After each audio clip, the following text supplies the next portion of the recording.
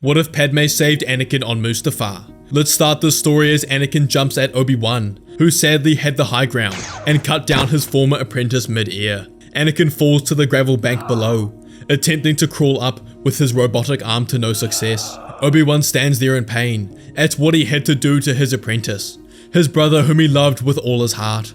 But from behind he hears footsteps approach and turns to see Padme, who reaches the top of the bank to see Anakin below. She screams out his name and rushes down towards him. Obi-Wan tells her to stop, saying that it's too dangerous, but she doesn't listen. She bends down next to Anakin and rubs his hair, and seeing the pain he's going through is breaking her heart. She can see the lava approaching and turns to Obi-Wan and begs him to help Anakin. Kenobi is extremely conflicted. He was tasked with killing Anakin and had basically done just that. Would it be right to save him now?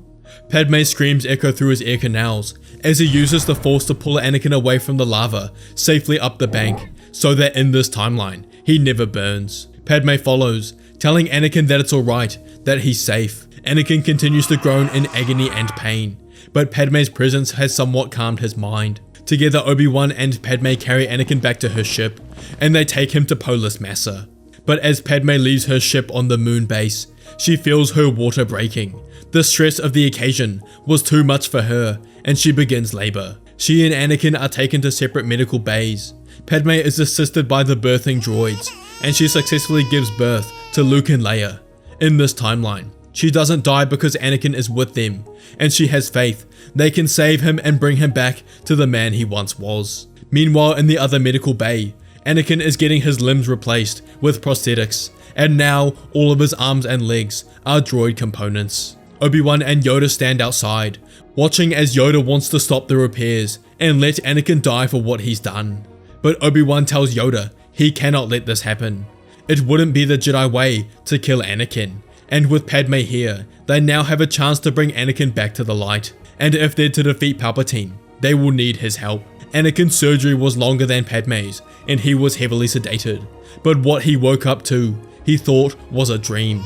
His wife Padme and their twin children standing over him. Padme in her mind is still shocked at what Anakin had done, but she loved him and knew he needed her now more than ever. They spent hours together, Padme calming Anakin's mind as he cries tears of pain and regret, apologizing over and over to Padme for what he had done to her and the galaxy. But Padme forgave Anakin for everything, as she knew this was all a result of the power he had been burdened with. Anakin at this moment is also extremely angry with Palpatine, as he realizes he's been lied to his entire life by the man whom he considered a mentor.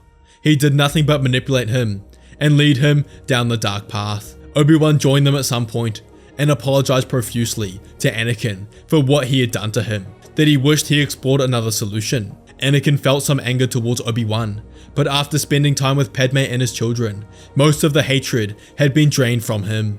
He understands why Obi-Wan did what he did, and the guilt he feels for what he's done outweighs the anger he feels towards Kenobi, and therefore decides to forgive his master. The next day, they all convene in the center room to begin discussing the plan. Yoda still held some reservations towards Anakin being there, but calmed his emotions. It was not the Jedi way to hold anger in his heart, but it doesn't mean he was okay with him. Others present were Kenobi, Organa, Padme, and Anakin. Obi-Wan starts the meeting by saying that a few of them may have reservations to Anakin being there due to what he's done, but he reminds them all that this is Palpatine's doing, that Palpatine may be the greatest manipulator the galaxy has ever seen. In fact, he manipulated the entire Jedi Council for over a decade, including himself and Yoda, so Anakin cannot be solely to blame.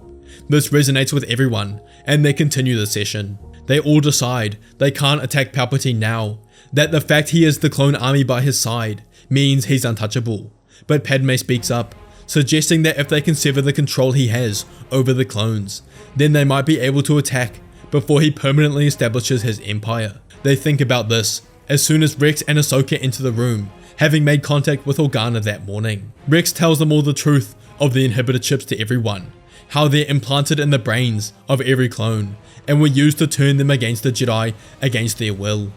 He says if they can disrupt the connection of the inhibitor chips, then the clones will return to how they previously were, and then can convince them to fight alongside them against the Empire. As soon as Ahsoka walked in, she tried to make eye contact with Anakin, but he never returned her gaze. He couldn't look her in the eye, not after everything he's done. Anakin wants revenge against Palpatine for what he did to him. Although he is somewhat disconnected to the dark side, this desire remains. However, a part of him wants to flee, to leave it all to be with Padme and his family. But he knows his conscience could never live with that. They decide to leave a covert mission to Kamino. Ahsoka, Rex, Anakin, and Kenobi to discover the schematics of the inhibitor chips.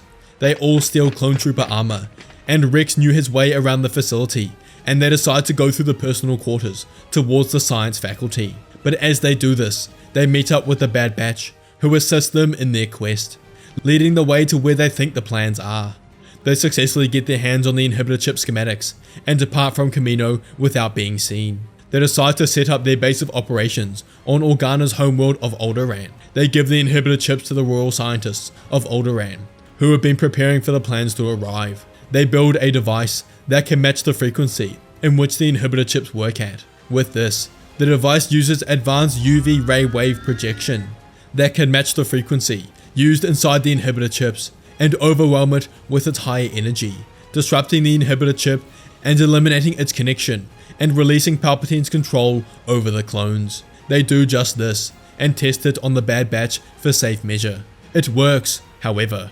Crosshair looks at all of them worried and tells them his inhibitor chip must have been activated, as only hours ago he sent a message to the Empire telling them of their location on Alderaan. Instantly they look up to space as 3 Star Destroyers come out of hyperspace. They should be worried, and the Jedi sense the ships are commanded by clones. However, they decide this will be a good opportunity to test out their new device. As the Star Destroyers come into orbit, they release the UV frequency emitter, and instantly the Jedi can sense the change within the ships. Every clone aboard has their inhibitor chips malfunctioned, as their minds are swept with confusion over what's happened the last few weeks. The commanders are hailed by Kenobi and Anakin, who tell them to turn on the Imperial commanders and bring the ships down to the surface. They do this, land the ships, and outwalk the commander of the clones, Commander Oppo, who led the 501st Legion. He meets with Kenobi, Rex, and Ahsoka, and asks them what's happened. All he remembers is being forced to raid the Jedi Temple and kill everyone inside. Rex tells Oppo about the inhibitor chips, the Chancellor, and the Sith, and how they've created a device to disrupt the inhibitor chips, and asks Oppo whether he will fight alongside them against the Emperor.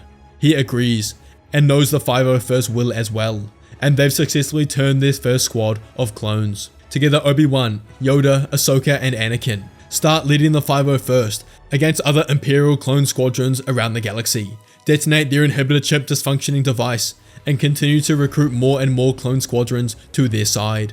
Alderaan becomes the base for this newly formed rebel alliance, and a few more surviving Jedi hear about this and make their way to the planet. They begin mass producing their inhibitor chip disrupting device and send off the schematics all around the galaxy so that every planet can produce them independently and use them to disrupt clone control. This starts to take place and happens very quickly as the Empire slowly loses control over the planets under its reach as the Rebel Alliance continues to grow with more clones and Jedi joining. News of this returns to Palpatine. The Empire is not going how he envisioned it. First, he lost Anakin Skywalker on Mustafar, suspecting he was killed by his master, Obi-Wan. And now the Jedi Order is fighting back against his control over the Empire, and they're doing this successfully. He has no idea how they've created this inhibitor chip disrupting device, but knew Obi-Wan and Yoda were behind it. Because of this, he changes his plans. In the next Senate session, he explains how the clones are ineffective now and have served their purpose. That change is needed, and this will be in the form of the Imperial Stormtroopers, and a conscription service will be started. Hey guys, really quick, I'd like to talk to you about our Black Friday sale over at Fantasy Sabers. The deal we are running is that with every order, we are giving away one free mystery saber. Now this mystery saber can be any saber from our website. The sale is running from the 25th of November until the 2nd of December, so don't miss out. This is a one-time only sale for you to get your free mystery saber. Check out Fantasy Sabers at the first link in the description. Now back to the video.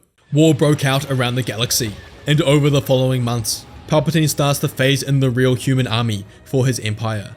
There was a bit of a reserve from the Republic times, since they had many humans in the army, and they became the first wave of stormtroopers. He also called upon the worlds in the Senate to transfer their planetary armies to fight in the Imperial Army, further bolstering their forces. At this moment, Palpatine regrets getting Anakin to kill the Separatist leaders, as he could really use the droids right now, but he no longer has control over them. Through this, the rebels could no longer use the inhibited chip disrupting device, as they didn't work on regular humans for obvious reasons, resulting in a full-scale war. Change started to occur in the Senate. Many were disillusioned with Palpatine and his empire, and decided to secede, believing the rebels had a real chance at victory and would eventually win. The Jedi faced off against many of Palpatine's Inquisitors in battle, whom had started training during the Clone War, and defeated most of them. Although Palpatine responded fast to the rebels, their forces were simply growing too fast, to the point where they almost turned the entirety of the clone army to their side. The war raged on for a couple more months, but the clone army of the Rebel Alliance won battle after battle, and more Jedi continued to join, their numbers reaching 100, and decided the final assault was upon them. They launched a campaign on Coruscant, with the hope of capturing the heart of the Empire. They surround the planet entirely with Star Destroyers. They cut off exit lanes, and didn't allow any ships to escape, and the Jedi knew, if they were to defeat Palpatine, they had to do it now, and couldn't let him escape. They launch all their single-man fighters, and start heading towards the surface, as they dodge and maneuver the incoming blaster fire from the ground cannons. But Palpatine set up an extra level of support. He stands in the center of the former Jedi Temple, now Imperial Palace, and conjures up a force storm, as it swirls around the planet's atmosphere, interrupting navigation systems, as sparks of lightning crash down on the incoming ships. The clones took the brunt of the storm, as the Jedi manned ships, led by Yoda, Obi-Wan, Anakin and Ahsoka, dodged and weaved as they reached the Jedi Temple and advanced forward. Palpatine knew the rebels had won this battle, and for now will give up control over his empire, as he switches his plan from victory to retreat, and begins making his way to the levels below through the secret tunnels under the Jedi Temple. He can sense the Jedi nearby, and knows Obi-Wan was on his tail. But what caught Palpatine off guard the most was a presence he hasn't felt in months. His apprentice, Anakin Skywalker, was with Kenobi. He curses. Obi-Wan must have turned him back to the light on Mustafar, and knows he's come for his revenge. They follow in hot pursuit, but Palpatine was far ahead of them, as he reaches the end of the tunnel, where his shuttle is located, equipped with a high-end hyperspace drive, and will be able to escape the blockade. But as he reaches this, he senses them before he sees them, Ahsoka and Yoda, waiting at the end. He then turns to see Obi-Wan and Anakin had blocked his exit, and he is indeed trapped. Palpatine curses, thanking Anakin for his help in defeating the Jedi Order, attempting to anger him and set him off balance. But Skywalker expected this, and his resolve could not be shaken. Palpatine moved first, as he cracked lightning down both tunnels. Ahsoka spun her twin sabers in a defensive whirlwind, and Kenobi did the same, as Yoda and Anakin rushed forward. Palpatine was forced to withdraw his lightning and equip two sabers. He blocked the first attacks from Anakin and Yoda, which came simultaneously, and counter-attacked with his own. Sparks flew everywhere, as both sides fought with murderous intent. Kenobi joined the fray. However, Ahsoka remained back until commanded to join, as if she did now in this tight area, she'd just be a burden. Anakin's metal legs clanked as Palpatine swung for them, but Anakin's defense was sharp, and Palpatine had to worry about the others, so couldn't focus on this. Between strikes, Palpatine would send off sparks of lightning, attempting to render one of them unconscious, but he was unsuccessful. Anakin screams at Palpatine that he will pay for what he's done, but Palpatine simply smirks and swipes his lightsaber at Anakin. But Skywalker leans back and lets it go past, and follows up by using his metal foot to pin Palpatine's arm against the wall.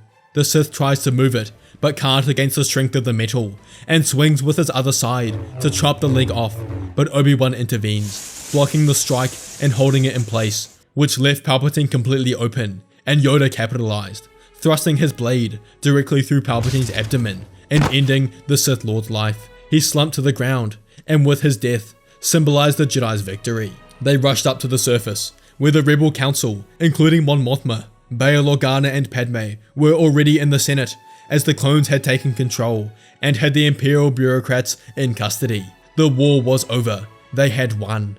Over the following few weeks, the Republic government is re-established, with the setup for a future democratic election. All accomplices in the formation of the Empire are tried for war crimes to ensure the new Senate is corruption-free. Obi-Wan and Yoda work alongside the rebel leaders in order to do this, as they slowly regain control over Republic worlds. They decide it's important that the galaxy knows the truth about how Palpatine controlled both sides of the war, the Separatists and Republic, so that through the chaos, he could create his own galactic empire. The truth shocked the galaxy, but also results in some Separatist worlds rejoining the Republic, since the future looks bright and free of corruption. Bail Organa would win the first democratic election of the new Republic, and vow to steer the Republic towards a bright future. Meanwhile, about 150 Jedi had survived Order 66, and they take over the temple once again on Coruscant. The only surviving members of the council included Yoda, Obi-Wan, and Oppo Rancisis, who re-established the Jedi Order and slowly begun Jedi practices again. However, the truth of Anakin Skywalker's betrayal was decided to be kept a secret from the rest of the galaxy, specifically requested by Obi-Wan.